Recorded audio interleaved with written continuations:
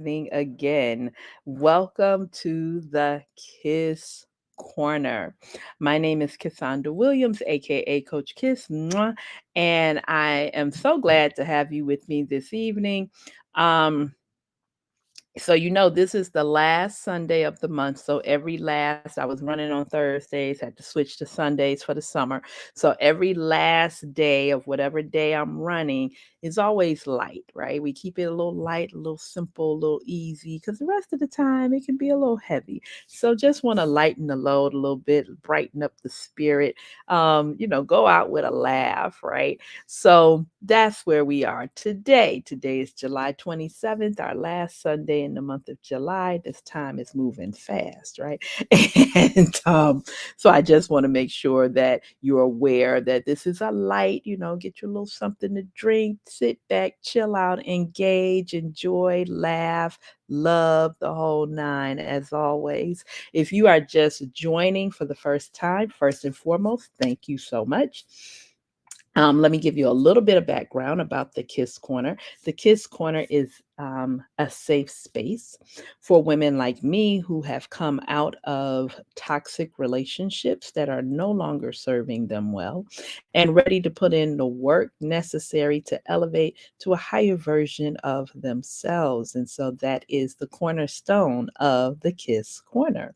So, welcome, welcome, welcome. If you are joining me on Facebook Live, go ahead, give me those likes, those loves, those cares, and feel free to share the broadcast. If you are joining me on our Empowered Voices Network on YouTube, again, thank you for joining. Go ahead and subscribe, like, and share. And just like I said, sit back, engage, and enjoy, right? For those of you who are my ride or dies, I thank you as always. You know what to do, right? I just gave those instructions. If you're catching us in replay, you can do the exact same thing, including your engagement, because we'll come back to those comments and give that feedback to you as well. All right. Without any further ado, I'm going to go ahead and get us started for this evening. Like I said, I always keep it light on the last day of the broadcast.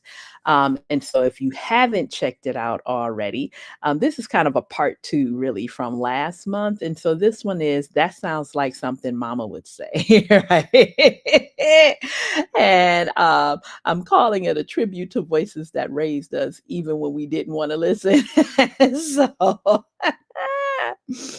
um, so again, like I said, this is our last Sunday together in July, and we're just going to keep it light and keep ourselves laughing as we wrap up the month, especially again after all the deep waters we've walked through together. And so if you've been following me this month, you know that I've been living inside of the truth of I'm evolving past my mother's pain, but never without honoring her power. And so tonight we're going to honor that power through the one thing that most of us will never forget, and that is what Mama said, right? So, we're going to go ahead and play. That sounds like something Mama would say. And you're going to hear us saying. You can shout it out at home, in the comments, wherever you are. Say, yep, that sounds like my mama, or nope, my mama didn't say that, but my auntie did. Whatever suits your fancy, right? So we're going to go ahead and get started. Um, so I did this last month. Like I said, I had PJ on with me. And so I'm just going to go ahead and keep it a little light. I think one of these might be a repeat, but I'll let you guys know when I get there. Okay. So, first thing Mama may have said, right? I know a lot of these my mama said, if not all of them. Number one, and in no particular order, right? Because I said so, right? No explanation, no negotiation, just vibes and do what I said to do because I said to do it. There you go, PJ. I see you. Right? Because I said so. Period. Enough is enough. That's it. game on, game over, right? So that's one. Um, the next thing that mama would have said, what part of no don't you understand, right? What part of no don't you understand? There you go. I see you, PJ. You in there, girl. So she on the back end answering, right?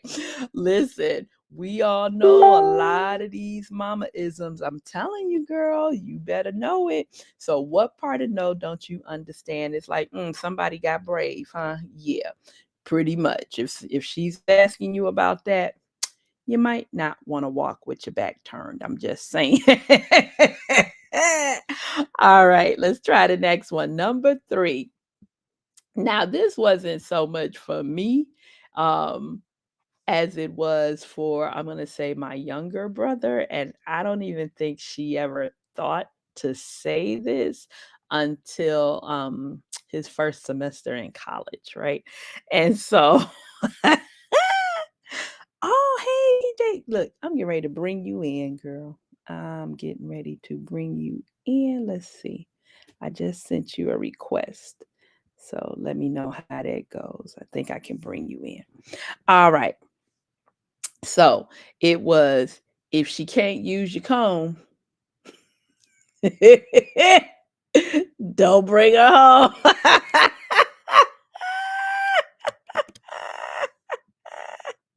Right? So again, I'm not saying that everybody's mama may have felt the same. Not saying that at all. But I am just saying, things happen. That's it. She said, I have a brother. I'm telling you, right? All right. The next one. So this one isn't so much of a saying as much as it is an action. So when your mama or your auntie, your grandma, whoever got upset, I mean, really ticked off, but you in public, so she don't want to show out too much, right? So she started talking to you like this. And my mother, when she would bite that bottom lip. Ooh, right? So you knew that you were not getting ready to embarrass her when she started clenching those teeth and talking through you like this. Like, you better shut up, better keep up what you say. Oh, wait till we get home, right? But for my mother, she said that even when she was a kid, she would get upset and she would bite her lip. And when she really, really got ticked off, she would bite it and it would bleed a bit. So that was her thing. So as an adult, she would still do, "Oh, don't you try me." So that's the clenched teeth, right? The clenched teeth. Another, right? And I saw this one the other day and it made me think to add it on. So, don't assume nothing, right? Because when you assume, you make what? What do you make when you assume? What do we make when you assume? So, if you didn't know, or you may have it, right? You make an ass out of you and me. Right? So it's kind of like a grammar lesson and a warning all at one time. Right? So don't assume nothing. And this was really more my dad, I will say. That you make an ass out of you and me. And with some of his, I was like, huh? Then you look at the word assume and you get it, right? Ass, you, me, assume. Okay. I know. I see you, PJ. You said an ass out of you. Not that me part, right? This one, I think I said it last month, but I put it back in here, and I have to give the caveat that this is my tribute to man, our fallen angel, our fallen soldier in TV, cinema, uh, Malcolm Jamal Warner, right? And so Theo on the Cosby Show had a lot of funny scenes, especially interacting with Cliff Huxtable, his dad. And remember that early episode when Cliff was like, "I brought you in this world, and I'll take you out." Right.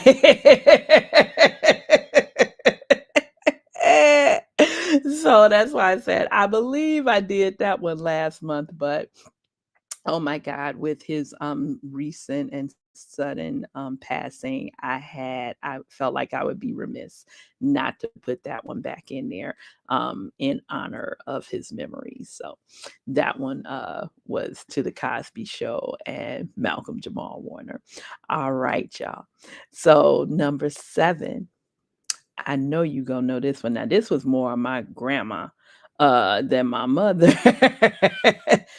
Stay out of grown folks. What you stay out of? I know y'all know this. You stay out of grown folks' business, right? Nobody's talking to you.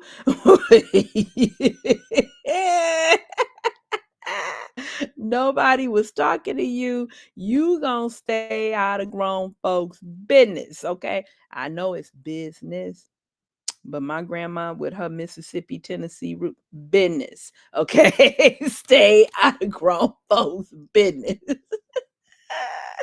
All right. Number 8. Now, this was definitely my mother. Okay. So it was a few things, but I think this one is a core example that a lot of people would really get. Mama going to work, she got things to do, and she gonna give you a whole bunch of instructions on her way out the door for everything that she wants done by the time she gets home, right? So one of those main things was take the chicken out of the freezer before I get home. And baby, if you forgot, let's just say it wasn't pretty, right? You're not gonna have anything to eat. Not the family, but you will not have anything to eat if you were told to take the chicken out the freezer and you didn't. By the time my mama got through with you, bet you wouldn't forget it ever again. Okay. You are not going to forget it. Oh, she said PJ said she had to have it out and cooked. See, my mama didn't at the time she was doing it was a little bit before I really started cooking. So she ain't worry about the cooking part so much, but it had to be out and it had to be defrosted. Now you can't play games and act like you're gonna take it out when she get off work at 4:30. You gonna take it out at 4:30. So you weren't playing those games. So you knew that you had to take it out early enough that it had to be defrosted and ready to rock and roll. So, but once I was of cooking age, yeah, then that was all on me. So, number 9. So, me, right? I can't find it. Her, if I get up and find it, if I get up from here and find it, now I've done this with my kids. If I get up from here and find it, everybody getting a whooping. Okay, you getting it. You catching it. And mama didn't care what was near her. Her favorite go-tos was a brush and a house shoe. Then she looked for a belt or something like that, but her go-tos was a brush and a house shoe. So if she had to get up and find something, she had to specifically tell you where it was. So it's on, in there on the shelf on the left side, and you still coming back talking about, I don't see it. I can't find it. Yeah, okay. Let me get up from here and go in there. You're going to have a problem. You think you have a problem now, you're going to have a real problem then. Okay. So I can't even say she always found it because she already knew where it was, but it was your job to go get it. All right. So that whole I can't find it, I don't see it did not work. All right. This next one, mama has said it, but the person who was more dominant with it or whatever was my dad. So we would go sometimes to what you call them, like the little buffet houses or whatever. They had one here, what the Sweden House. So you go in like a old country buffet and all those type of places, right? Where you pay a price to get in, and then you got access to all the different little open buffets for whatever you want to eat, and they would have a certain lowered price. It was either a get in free or just a discounted price for a certain age, right? So if it was, I want to say it was Sweeten House, let's say they said you had to be 9 and under to eat, for a discount or to eat for free or whatever it was back then. So my dad, I remember we would go down, you in the parking lot, and he got to review it with you, right? When we go in here, because they would ask all the kids, "How old are you? How old are you?" Because they know they're gonna trip up a kid, because kids proud of how old they are. They're gonna tell the truth, right? How old are you? So my dad would tell us before we get out the car. My mother sitting there looking like, "Oh Lord," but you better follow it, right? When we go in this restaurant, you 9, right? You're like, "No, I'm not. I'm 10. No, I'm not. I'm 11. You 9." Okay. So, I don't know who needed to hear that, but like I said, if your birthday was, I don't care if it was yesterday, right? If the discount was for 9 and under, baby, today you are 9. Point blank period, especially if you're trying to eat and not get your behind whooped because you don't went up here and told the truth, and now I got to pay more money. So in this restaurant, when we go in there, they ask you how old you are, you better say 9.